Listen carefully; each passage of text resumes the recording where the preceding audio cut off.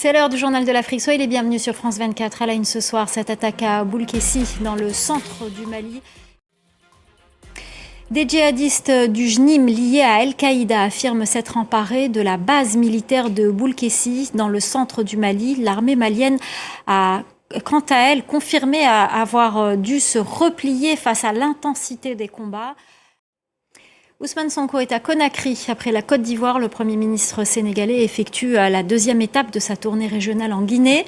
Au programme, une rencontre avec son homologue Bahouri ainsi qu'avec le président de la transition Mamadi Doumbouya. Cette visite confirme la volonté d'Ousmane Sonko d'entretenir des relations avec tous les pays de la région, y compris les régimes militaires. La correspondance de Malik Diakité. L'allocution n'aura duré que quelques minutes, mais elle a eu le mérite d'être claire. L'opposant congolais Martin Fayulu, qui a pris la parole sur les réseaux sociaux, a mis en garde contre une explosion du pays. Pour lui, l'heure est grave et il a notamment interpellé le chef de l'État Félix Tshisekedi et l'ancien président Joseph Kabila. Les précisions à Kinshasa d'Aurélie Bazaraki-Bangoula. Cette manifestation à Nouakchott en Mauritanie, ils étaient nombreux devant l'Assemblée nationale pour dénoncer le meurtre et le viol d'une jeune femme enceinte. En bref, la condamnation au Bénin de Steve Amoussou, le cyberactiviste, a écopé de 2 ans de prison ferme. En Côte d'Ivoire, les problèmes cardiaques constituent la première cause de mortalité dans le pays, mais seuls 140 cardiologues pratiquent en Côte d'Ivoire. Ils sont principalement installés à Abidjan.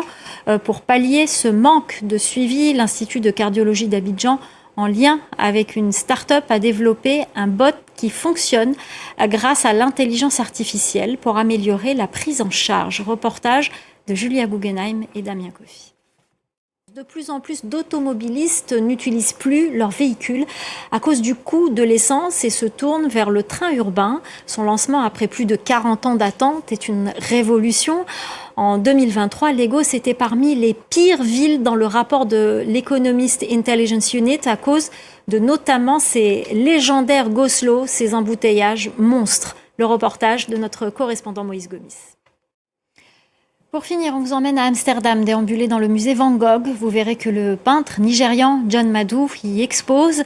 C'est une première pour un artiste africain. Ses œuvres dialoguent avec celles du peintre néerlandais à travers des symboles africains forts. Clémence Valère. Voilà, c'est la fin du Journal de l'Afrique. Merci aux équipes en régie. Merci à notre chef d'édition, Célia Caracena. Merci à nos correspondants.